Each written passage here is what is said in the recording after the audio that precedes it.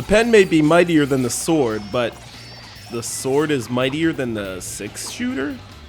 At least that's the case in Samurai Western, a third-person hack and slash set in the rootin' tootin' Wild West in the 1800s, developed by Acquire and published in the US of A by Atlus. I'll start off by saying that very few games made my thumbs as sore as this one, and that's sometimes a good thing. This button tapping experience is a side story in the way of the Samurai series, but is focused purely on intense combat as you control Gojiro Kiryu, a samurai whose main focus in life is to maintain a code of honor, a way of life that his brother Rando decided to turn down in favor of gun combat after he was defeated by an enemy who wielded the weapon. Once Gojiro arrives in the United States, he quickly realizes that the Wild West, along with Rando, are both under the influence of a greedy, evil tycoon known as Goldberg, whose ultimate goal is to create his own utopia.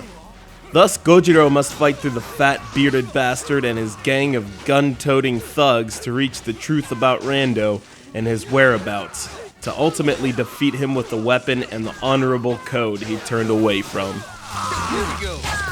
I'll sum up the action in 3 words. It kicks ass. Most of the time, you'll be swinging your blade at your foes and dodging their attacks so fast that their heads will spin and eventually be sliced off. I've always been a fan of both the Samurai and the Wild West themes, and the combination of the two just works so well. A mysterious foreigner in a lawless land is always a good backdrop. Attacking your enemies is obvious, but the way that Gojiro can deflect bullets with his blade reminds me of a Jedi Knight fighting off attacking Imperial droids. Enemies will tote 6-shooters, machine guns, thrown weapons like dynamite and bombs, and daggers as well. Slice through enough of these dishonorable criminals and your MP will rise, allowing you to release it in a burst of fury that will end up turning the wild western sand red with blood and entrails. It's the influx of pure action that may turn people on to Samurai Western more than the way of the Samurai series that some gamers feel is a bit contrived in terms of adventure game elements.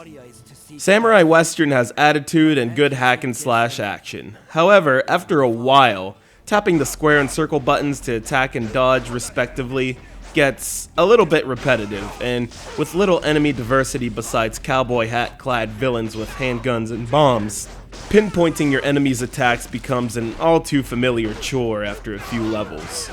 Level design also gets to be suffocating as long as you're not outdoors in the hot western sun, with enemies shooting at you from rooftops. In conclusion, this game is hit or miss, but in my experience, it's a hit for about 2 or 3 hours. Then, my thumbs start to hurt a little too much.